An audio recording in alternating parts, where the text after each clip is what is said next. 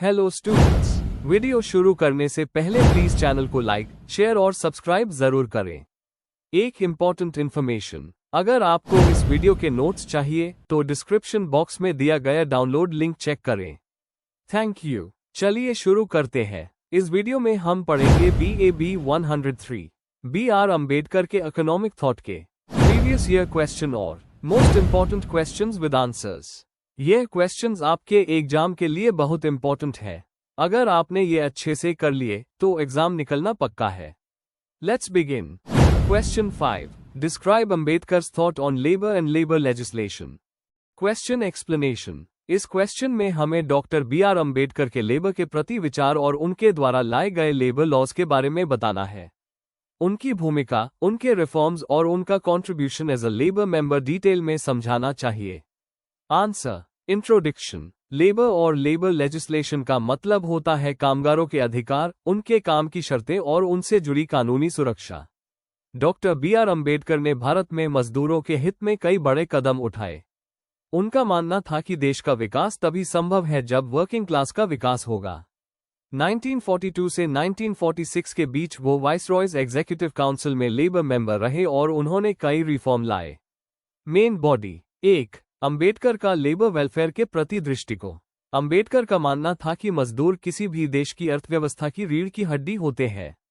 उन्होंने हमेशा मजदूरों के लिए सम्मानजनक जीवन, उचित वेतन और अच्छे काम के मापदंड की बात की।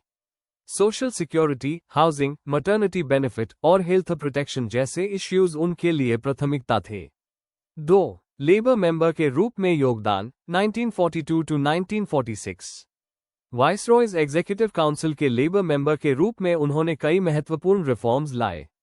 Indian trade unions amendment bill 1943, trade unions को अधिक अधिकार माइल। फैक्ट्रीज अमेंडमेंट एक्ट 1943, मजदूरों के लिए काम के घंटे कम किए गए, सुरक्षा बढ़ाई गई। मिनिमम वेजेस एक्ट का ड्राफ्ट तैयार किया गया जिसमें उचित वेतन की बात थी। एम्प्लॉयज स्टेट इंश्योरेंस ESI और प्रोविडेंट फंड की शुरुआत भी उसी दौरान हुई। 3. लेबर राइट्स की सुरक्षा। अंबेडकर ने इंडस्ट्रियल रिलेशंस का स्ट्रॉन्ग बेस बनाया। 8 घंटे का काम और हफ्ते में एक छुट्टी जैसे नियम उनके द्वारा लागू किए गए। महिलाओं के लिए मैटरनिटी लीव और बराबरी का काम, बच्चों के लिए चाइल्ड लेबर का विरोध भी उनका महत्वपूर्ण योगदान था। 4. संविधान में लेबर के लिए प्रोविजंस। संविधान की ड्राफ्टिंग कमेटी के चेयरमैन के रूप में अंबेडकर ने लेबर से जुड़ी महत्वपूर्ण बातें संविधान में शामिल की। आर्टिकल 14, सबके लिए समानता। आर्टिकल 23, जबरदस्ती मजदूरी पर रोक। डायरेक्टिव प्रिंसिपल्स में लिविंग वेज, अच्छी वर्किंग कंडीशंस और सुरक्षा की बात। लेबर को कंकरेंट लिस्ट में रखा गया ताकि स्टेट और सेंटर दोनों लॉ बना सकें। कंक्लूजन। डॉक्टर अंबेडकर ने भारत में मजदूरों के अधिकारों के लिए जो नींव रखी, उसका असर आज भी देखने को मिलता है। उन्होंने मजदूरों को कानूनी सुरक्षा दी, उनकी आवाज बने। उनका विजन इक्वालिटी, डिग्निटी और सिक्योरिटी पर बेस्ड था। आज भी कई लेबर लॉज UNHI के आइडियाज पर टिके हैं। अगर आपको इस वीडियो के नोट्स चाहिए तो डिस्क्रिप्शन बॉक्स में दिए गए डाउनलोड लिंक को जरूर चेक करें। Thank you. चलिए देखते हैं अगला प्रश्न। Question 6. According to Ambedkar, what was the role of the state in development? Question explanation. इस क्वेश्चन में आपको ये बताना है कि डॉक्टर BR अम्बेडकर ने राज्य, सरकार की क्या रोल देखी थी विकास में। आपको ये समझाना है कि अम्बेडकर ने कैसे राज्य को एक एक्टिव एजेंट माना जो सामाजिक और आर्थिक सुधार में महत्वपूर्ण भूमिका निभाता है। आंसर। इंट्रोडक्शन। डॉक्टर अम्बेडकर का मानना था कि देश के विकास में राज्य की भूमिका केंद्रीय होनी चाहिए। उनके लिए विकास का मतलब सिर्फ GDP बढ़ाना नहीं था, बल्कि पिछड़े वर्गों का उत्थान भी जरूरी था। उन्होंने चाहे एग्रीकल्चर हो या इंडस्ट्री, हर जगह राज्य की सक्रिय भूमिका की बात की। उनके विचारों पर फैबियन सोशलिज्म का प्रभाव था, जिसमें सरकार एक्टिव प्लानिंग करती है। Main body. 1. वेलफेयर स्टेट का कॉन्सेप्ट। अंबेडकर ने राज्य को एक वेलफेयर स्टेट के रूप में देखा जो सभी नागरिकों को समान अवसर और सुविधाएं दे। उन्होंने लेसे फेयर सिस्टम को क्रिटिसाइज किया, जिसमें सरकार दखल नहीं करती, क्योंकि ये सिस्टम सिर्फ अमीरों के हित में था। उनका कहना था कि अगर सरकार दखल नहीं देगी तो गरीबी और असमानता बढ़ती रहेगी। 2. इंडस्ट्रीज और जमीन पर सरकारी कंट्रोल। अंबेडकर चाहते थे कि मेजर इंडस्ट्रीज जैसे कि कोल, पावर, इंश्योरेंस सरकार के कंट्रोल में हो। उन्होंने कलेक्टिव फार्मिंग और पब्लिक लैंड ओनरशिप की बात की, जिसमें जमीन का कंट्रोल राज्य के पास हो और उस लोगों में नीड के हिसाब से बांटा जाए। प्राइवेट कैपिटलिज्म को उन्होंने एक्सप्लॉयटेटिव माना। 3. Planned economic development. Ambedkar India के शुरुआती विचारक द जो प्लान्ड इकोनॉमी के पक्ष में थे। 1945 के अपने डॉक्यूमेंट स्टेट्स एंड माइनॉरिटीज में उन्होंने एक ऐसा संवैधानिक फ्रेमवर्क दिया जहां राज्य प्लानिंग के जरिए प्रोडक्शन और डिस्ट्रीब्यूशन को रेगुलेट करे। उन्होंने पब्लिक सेक्टर की स्थापना और बेरोजगारी हटाने के लिए सरकारी इनिशिएटिव्स का समर्थन किया। 4. सामाजिक न्याय के लिए राज्य का उपयोग। अंबेडकर के लिए राज्य एक सामाजिक परिवर्तन का जरिया था। उन्होंने रिजर्वेशन पॉलिसीज का समर्थन किया, जैसे एजुकेशन, जॉब्स और पॉलिटिक्स में SC/ST के लिए। उनका कहना था कि आर्थिक विकास बेकार है जब तक सामाजिक समानता ना हो। 5. शिक्षा, स्वास्थ्य और श्रमिक कल्याण में सरकार का योगदान। उनका जोर था कि शिक्षा सबके लिए हो और श्रमिकों के अधिकारों का संरक्षण हो। Minimum wages, fixed working hours और अच्छे काम के कंडीशंस के लिए उन्होंने कानूनी रिफॉर्म्स की बात की। सरकार द्वारा फंडेड एजुकेशन और हेल्थ सर्विसेज को उन्होंने नेशनल डेवलपमेंट का बेस माना। कंक्लूजन। अंत में, अंबेडकर ने राज्य को एक ऐसे एजेंट के रूप में देखा जो आर्थिक विकास के साथ साथ सामाजिक सुधार भी लाता है। उनके विचार आज भी हमारे वेलफेयर पॉलिसीज और प्लानिंग सिस्टम्स में दिखाई देते हैं। उन्होंने जो इंक्लूजन और जस्टिस की सोच दी, वो आज भी रेलेवेंट है। अगर आपको इस वीडियो के नोट्स चाहिए, तो डिस्क्रिप्शन बॉक्स में दिए गए डाउनलोड लिंक को जरूर चेक करें। Thank you. Let's see the next question. Question 7. Discuss Ambedkar's view on the CAG, Controller and Auditor General of India. Question explanation. इस क्वेश्चन में हमें ये बताना है कि B.R. अम्बेडकर ने भारत के CAG, Controller and Auditor General, के बारे में क्या विचार रखे। हमें उनकी सोच को समझना है कि ये पद क्यों इम्पोर्टेंट है, इसका रोल डेमोक्रेसी में क्या है, और ये किस तरह से फाइनेंशियल अकाउंटेबिलिटी का गार्डियन है। आंसर। इंट्रोडक्शन। CAG यानी controller and auditor general of India एक कॉन्स्टिट्यूशनल पैड है जो सरकारी खर्चे का ऑडिट करता है। अंबेडकर, जो कॉन्स्टिट्यूशन के ड्राफ्टिंग कमेटी के चेयरमैन थे, ने CAG को बहुत इंपॉर्टेंट माना। उनके लिए CAG एक ऐसा वॉचडॉग था जो पब्लिक मनी की सुरक्षा करता है।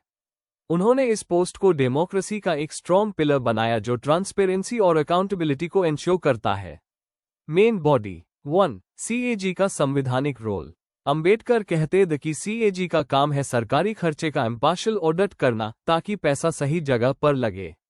उन्होंने CAG को ऐसे इंस्टीट्यूशन के रूप में देखा जो एग्जीक्यूटिव पर फाइनेंशियल कंट्रोल रखता है। आर्टिकल 148 से 151 तक CAG के बारे में पूरा फ्रेमवर्क दिया गया है, जो इसकी इंपॉर्टेंस को दिखाता है। 2. CAG की इंडिपेंडेंस का विजन। अंबेडकर ने ये इंश्योर किया कि CAG पॉलिटिकल प्रेशर से दूर रहे। उन्होंने CAG को प्रेसिडेंट द्वारा अपॉइंट करने की बात की, लेकिन हटाने का प्रोसेस सुप्रीम कोर्ट जज के बराबर रखा, जो कि फुल सिक्योरिटी देता है। ये सब इसलिए किया गया ताकि CAG अपने काम में निष्पक्ष रहे। 3. पब्लिक फाइनेंस का गार्डियन। अंबेडकर ने CAG को सबसे important officer under the constitution कहा था। उनका कहना था कि अगर डेमोक्रेसी को बचाना है, तो फाइनेंशियल अकाउंटेबिलिटी जरूरी है, और CAG उसका चीफ वॉचडॉग है। CAG सिर्फ गवर्नमेंट हाई नहीं, बल्कि पब्लिक कॉर्पोरेशंस का भी ऑडिट करे, ये अंबेडकर की सोच थी। 4. लोकतंत्र और पार्लियामेंट में CAG का रोल। लोकतंत्र में लोगों के रिप्रेजेंटेटिव पार्लियामेंट में होते हैं, लेकिन उन्हें सरकार के खर्चे के बारे में CAG ही बताता है। अंबेडकर चाहते थे कि CAG की रिपोर्ट्स प्रेसिडेंट को दी जाए और पार्लियामेंट में रखी जाए, ताकि ट्रांसपेरेंसी बनी रहे। इससे पब्लिक रिप्रेजेंटेटिव सरकार से सवाल पूछ सकते हैं और अकाउंटेबिलिटी बनी रहती है। 5. आज भी रिलेवेंट है अंबेडकर की सोच। आज भी CAG स्कैम्स एक्सपोज करता है, सरकारी वेस्ट को दिखाता है। अंबेडकर का फ्रेमवर्क आज भी भारत की फिस्कल सिस्टम की बैकबोन है।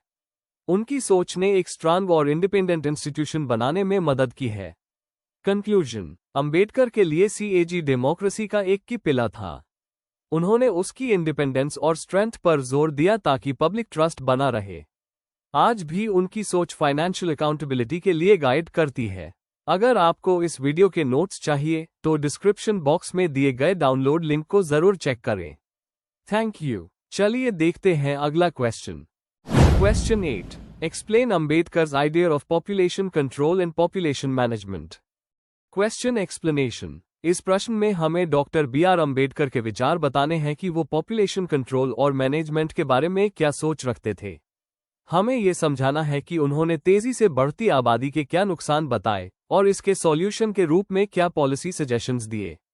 आंसर। इंट्रोडक्शन। पॉपुलेशन कंट्रोल का मतलब है जनसंख्या के वृद्धि को रोकना या नियंत्रित करना, जबकि पॉपुलेशन मैनेजमेंट एक बड़ा कॉन्सेप्ट है जिसमें हेल्थ, एजुकेशन और रोजगार भी आता है। Doctor B R. अंबेडकर को तेजी से बढ़ती जनसंख्या से संबंधित सामाजिक और आर्थिक समस्याओं की गहरी चिंता थी। उनका मानना था कि एक गरीब देश जैसे भारत के लिए पॉपुलेशन कंट्रोल जरूरी है। उनके विचार प्रगतिशील थी और वो सरकार की भूमिका को महत्वपूर्ण मानते थे। Main body. 1. ओवरपॉपुलेशन पर अंबेडकर की चिंता।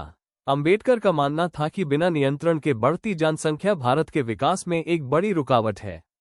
उन्होंने कहा कि ज्यादा पॉपुलेशन से नेचुरल रिसोर्सेज पर प्रेशर बढ़ता है, बेरोजगारी, गरीबी और जीवन स्तर गिरता है। अपनी राइटिंग्स में उन्होंने इससे इकोनॉमिक बर्डन के रूप में दिखाया, खासकर डेवलपिंग कंट्रीज के संदर्भ बीएच में।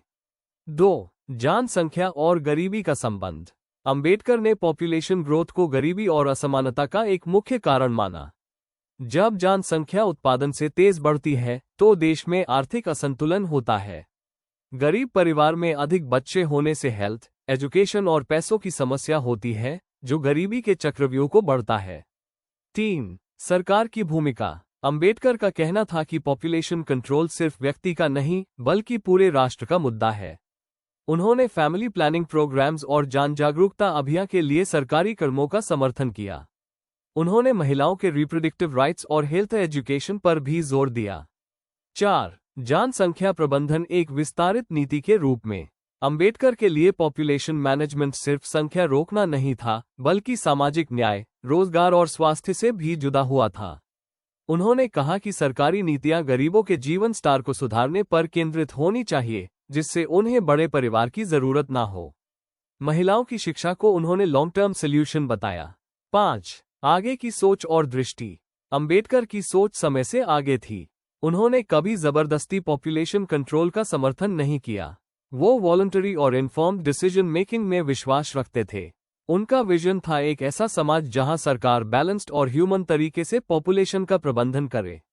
कंक्लूजन। डॉक्टर अंबेडकर के लिए पॉपुलेशन कंट्रोल और मैनेजमेंट देश के विकास और सामाजिक न्याय के लिए बहुत जरूरी था। उन्होंने सरकार की भूमिका, पब्लिक एजुकेशन और हेल्थ केयर पर जोर दिया। उनके विचार एक बैलेंस्ड और ह्यूमेन अप्रोच को दिखाते हैं। आज भी उनकी सोच ओवर पॉपुलेशन जैसे चैलेंजेस के लिए रेलेवेंट है। Before we end, please like, share and subscribe the channel for more such study materials and one important information। अगर आपको नोट्स चाहिए तो डिस्क्रिप्शन बॉक्स में डाउनलोड लिंक दिया हुआ है, जरूर चेक करें। Thank you.